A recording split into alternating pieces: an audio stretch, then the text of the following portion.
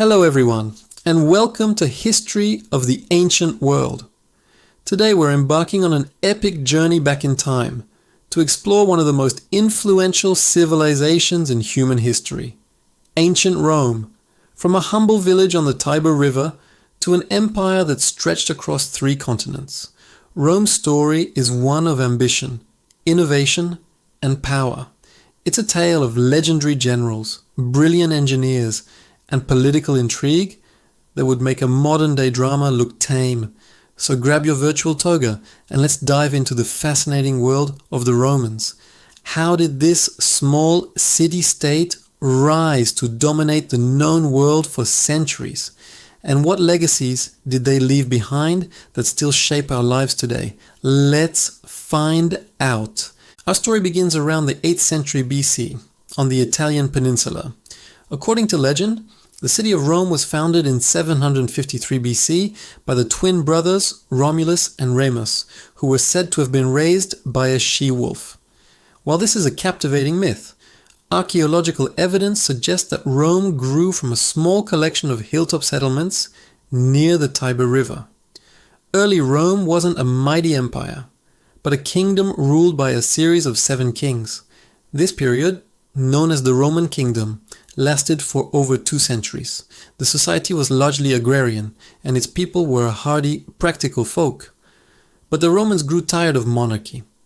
In 509 BC, they overthrew their last king, Lucius Tarquinius Superbus, and established a new form of government, one that would change the course of history.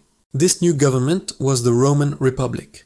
The word republic comes from the Latin res publica, meaning the public thing, or public affair. Power was no longer in the hands of a single king. Instead, it was shared among elected officials and a powerful assembly of citizens, the Senate. At the heart of the Republic were 2 annually elected officials called consuls, who held executive and military authority. This system of checks and balances was designed to prevent any one individual from gaining too much power. Society was divided into 2 main classes: the patricians, who were the wealthy, land-owning aristocracy, and the plebeians, the common citizens. For a long time the patricians held most of the power, but through a series of struggles known as the conflict of the orders, the plebeians gradually won more rights and political representation. It was during the Republic that Rome began its relentless expansion. Rome's early growth wasn't easy. It fought numerous wars against its neighbors in Italy, like the Etruscans and the Samnites. The Roman army, with its highly disciplined legions, proved to be a formidable fighting force. By 264 BC, Rome had conquered and unified most of the Italian peninsula, but its greatest challenge lay just across the sea. This was the city of Carthage, a powerful maritime empire based in modern-day Tunisia. Rome and Carthage clashed in a series of 3 massive conflicts known as the Punic Wars, which spanned over 100 years. These wars were brutal and pushed Rome to the brink of collapse. The Second Punic War is famous for the Carthaginian general Hannibal, who famously marched his army, complete with elephants, across the Alps to invade Italy. Despite Hannibal's military genius and his many victories, Rome ultimately prevailed. After the Third Punic War, Carthage was completely destroyed, and Rome became the undisputed master of the Mediterranean. With Carthage defeated, Rome's expansion accelerated. It conquered Greece, the birthplace of democracy and philosophy, and absorbed much of its rich culture. The Romans greatly admired Greek art, literature, and architecture, leading to a saying, "Captive Greece took its captor captive." Roman influence spread east into Asia Minor and Syria, and west into Spain and Gaul, which is modern-day France. This expansion brought immense wealth, resources, and slaves back to Rome. However, this rapid growth came at a cost. The Republic's political system, designed for a small city-state, began to strain under the weight of a vast, multicultural territory. Wealth became concentrated in the hands of a few, while many small farmers lost their land and flocked to the cities, creating a large, restless urban poor. This social and economic inequality led to a century of civil unrest, political violence, and civil wars. This turbulent period saw the rise of powerful military leaders who commanded the loyalty of their armies more than the state.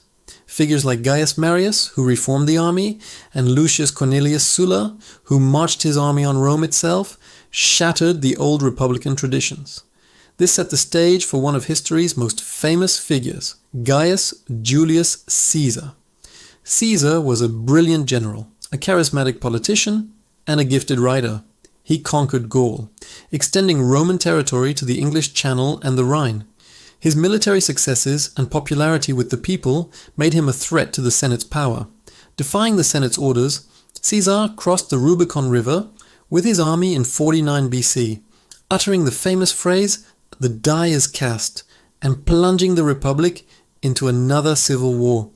He emerged victorious and was made dictator for life, but his ambition was seen as a threat to the Republic, and on the Ides of March, 44 BC, he was assassinated by a group of senators. Caesar's death didn't save the Republic. Instead, it led to another power struggle and more civil wars. Out of this chaos, one man emerged supreme, Caesar's adopted son and heir, Octavian. After defeating his rivals, most notably Mark Antony and the Egyptian queen Cleopatra, Octavian cleverly consolidated his power. He avoided the title of king or dictator, instead calling himself princeps or first citizen. In 27 BC, the Senate granted him the title Augustus, meaning the revered one. This event marks the end of the Roman Republic and the beginning of the Roman Empire. The age of Augustus ushered in a period of unprecedented peace and prosperity known as the Pax Romana, or Roman peace, which would last for about 200 years. Under Augustus and his successors, the empire reached its greatest territorial extent, stretching from Britain in the northwest to Mesopotamia in the east. The Pax Romana was a golden age for Rome. The empire was connected by an incredible network of roads, many of which are still visible today. These roads facilitated trade, communication, and the rapid movement of legions. Aqueducts, marvels of engineering, brought fresh water to cities, enabling populations to grow. Rome itself became a magnificent city of over 1 million people, filled with grand temples, public baths, theaters, and amphitheaters like the Colosseum, where gladiatorial contests and public spectacles were held.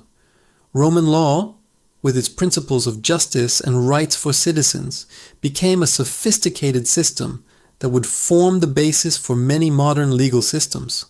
Latin, the language of the Romans, became the lingua franca of the Western Empire and evolved into the Romance languages we know today, like French, Spanish, and Italian. Art, architecture, and literature flourished. But no empire lasts forever. By the 3rd century AD, the Roman Empire began to face serious challenges, a period known as the Crisis of the 3rd century. It was plagued by constant civil wars, with numerous generals vying for the throne. The economy suffered from hyperinflation and a breakdown in trade. The empire's vast borders were under constant pressure from external groups whom the Romans often referred to as barbarians. Emperors like Diocletian and Constantine made valiant efforts to reform and stabilize the empire. Diocletian divided the empire into an eastern and western half for easier administration, a division that would become permanent. Constantine, famous for being the first Christian emperor, moved the capital from Rome to a new city he founded, Constantinople, in the east. These reforms provided temporary relief, but the underlying problems persisted. The Western Roman Empire, in particular, continued to weaken. Its economy was in decline, its armies were increasingly composed of non-Roman mercenaries, and its political leadership was often ineffective. Throughout the 4th and 5th centuries, various Germanic tribes, such as the Goths, Vandals, and Franks, migrated and invaded Roman territory, sometimes seeking refuge and other times seeking conquest. The city of Rome itself was sacked multiple times. Finally, in 476 AD, the last Western Roman emperor, a young boy ironically named Romulus Augustulus, was deposed by the Germanic chieftain Odoacer. This event is traditionally seen as the end of the Western Roman Empire. However, it's important to remember that the Eastern Roman Empire, later known as the Byzantine Empire, with its capital at Constantinople, would survive and thrive for another 1,000 years, preserving Roman culture and knowledge. The fall of the Western Roman Empire didn't happen overnight. It was a long, complex process. But Rome's legacy is undeniable and enduring. Its contributions in law, government, language, engineering, and architecture have profoundly shaped Western civilization. The idea of a republic, the concept of a senate, the principle of innocent until proven guilty, these are all part of our Roman inheritance. The ruins of Roman cities, aqueducts, and roads scattered across Europe, North Africa, and the Middle East are a testament to their incredible skill and ambition. The story of Rome is more than just a history of conquest.